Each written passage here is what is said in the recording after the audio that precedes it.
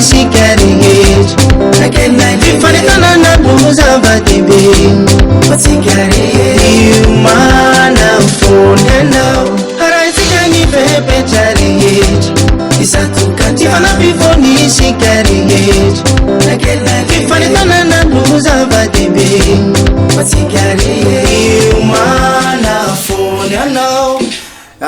izay artista dia miara-metana foana amin'ny tandidin-doza maro lafy ka anisan'izany ny haitany ny rivodoza ary indrindrindrindra valaretina izay atrehtsika amin'izao fotoana zao ka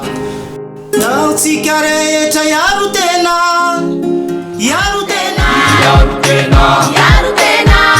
resehony corona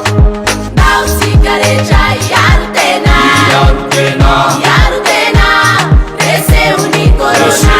Corona, tsy maintsy resela resehony corona. Ny fiaramientany ny mpanakanto tahaka ireny dia tsy tokony hijanona fotsiny amin'ny fiatrehana ny loza-voajanahary fa tsara kokoa ngamba tsara raha paka bebe koa any amin'ny fanalefahana ny menace na ny tandidin-doza menace tandidin-doza amin'ny teny-drazantsika sy ny fanamafisana ny fahafahany vahoaka miatrika ny loza voajanahary zay ngamba ny eritreritra raposa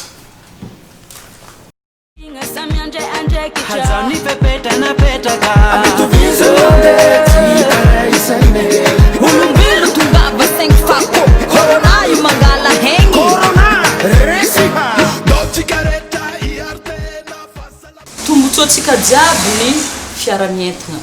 satria iny covid-19 igny tegna nampiseho nagnaboaka ny vesitra ny voina fiantraikany voina tamitsika mpanakanto indrindra tamin'olo jiaby donc alohantsika jiaby hiara-entana ho an'ny vahoaka sy ny hoavintsika jiaby alohantsika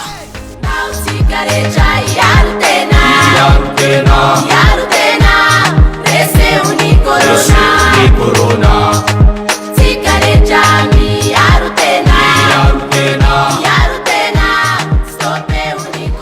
Salama daholo tompoko manana ndraiky zay ankizy anapelitada sineny sy ary ny firenena amin'ireny loza voajanahary reny mila manaraka vaovao tsara dia mila manaraka ny fepetra tsara sao dia maty foana eo za zao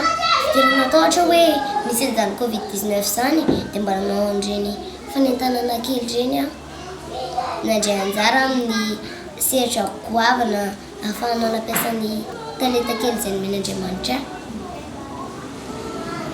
raha tsy mandray anjara teny zao zay ankizy tanora dia noavina ihany no sarotra satria aussi mba loza voajanahary ny tontolo iainana sy source naturelle